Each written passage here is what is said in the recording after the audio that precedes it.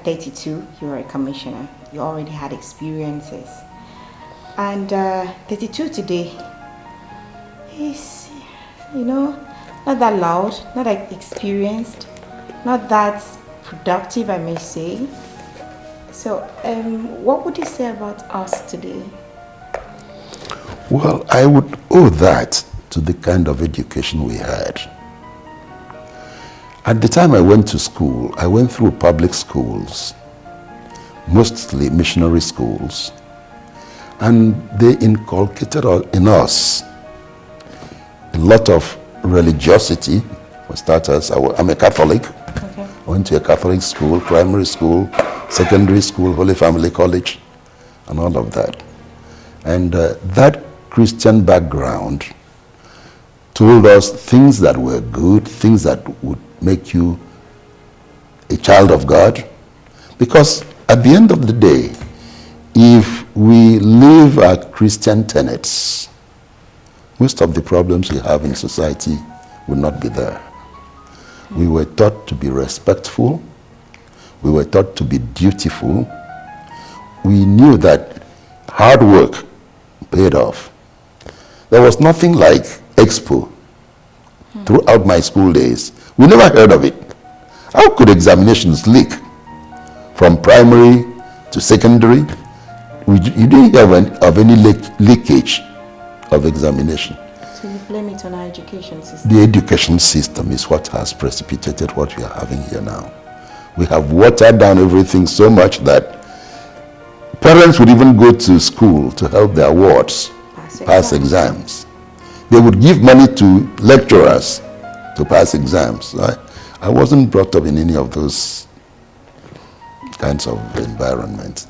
So that gave me the impetus to work hard, study hard, do your duty.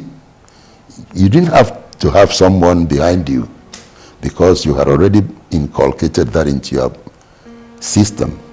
From the primary school, you went to school 8 o'clock. If you didn't get there, the teacher would flog you. So you would struggle in the morning to leave for school, even though everybody had to go the same way they are going now, from your house to school. And in secondary school, you had to board. I went to secondary school at the age of 12. Boarding, you wake up in the morning, do your morning chores, go to church, leave the church and come back and sweep the dormitory, eat your breakfast and go to class. At 11 o'clock, you have your break for 30 minutes, you run around, then go back into class. By 1:30, you're out. You go to a very regimented life. That's what I'm trying to illustrate here. You were used to that, and you knew you had to do it. If you erred, you would be kicked out, and your parents will not come and raise hell, as it's done today. So once these things are inculcated in young people, they grow up with it, and they'll take it into their later life. You also mentioned something about civil service. Yes, I worked in the civil service. Compare the one we have today and the ones we had back then. People, what is wrong with the civil service of today? This idea of indiscipline. Work used to start at 7:30 in the morning and would end at 3:30. And within that period, heaven help you if you decided to become a laggard. You'd be kicked out. Part of what I was given as a first year entrant into civil service was what they called civil service rules. They would teach you and they'll tell you things, the do's and the don'ts. I still remember my teacher of that time, one Mr. E.E.Umana, who used to teach us what he called office routine. And if you do this, you do that, your appointment will be terminated. And we never lost sight of that. So you were always guarding yourself so that your appointment may not be terminated, as Mr. Sok would tell us. So now people are not afraid of anything. No termination. No termination, no discipline. That's it. Discipline is the key to all of this. We've lost all of that. And that was a legacy we got from the colonial masters. And there's something that we do today so much, especially with the advent of the social media, criticisms. Well, criticisms, yes, I think that has gone overboard. It's just out of hand. Just like we don't have any restraint on anything. Criticisms have gone without any restraints. It's good to criticize constructively, but most of the criticisms we have today are destructive. If we could criticize and empathize, put yourself in that person's position. If you were given that same job to do, would you do better than what he's doing before you start casting the first stone at that person? We don't. You see, that brings it back to religion, because if we have nothing else, we can always fall back on that. Do unto others as you'd wish them to unto you. It's a rule of thumb, cardinal rule, you know.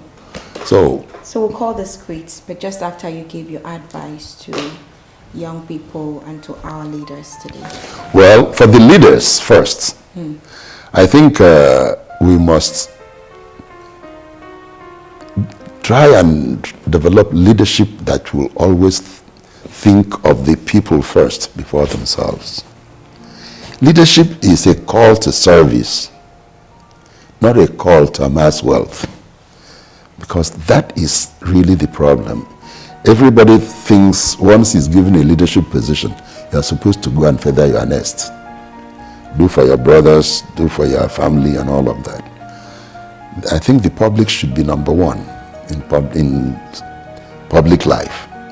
Give to the society all you have, and the rest of the things will come to you eventually. Because if you do well, society will always recognize you. But today we first think of how to amass wealth. Think of the good of the people and not the good of yourself, for the leaders. Now for the young people, I think we have to re-engineer our primary and secondary education, because that's where characters are formed. Try and inculcate some discipline in the young men to know that hard work pays. As I said, expo means you just sit down and when the examination time comes, you will pass. And we so much value this paper qualification as against what the artisans can use their hands to do. We should go back to the drawing boards and change our system of education. Teach people how to fish. Don't always expect to give them fish. Give them hooks, not fish.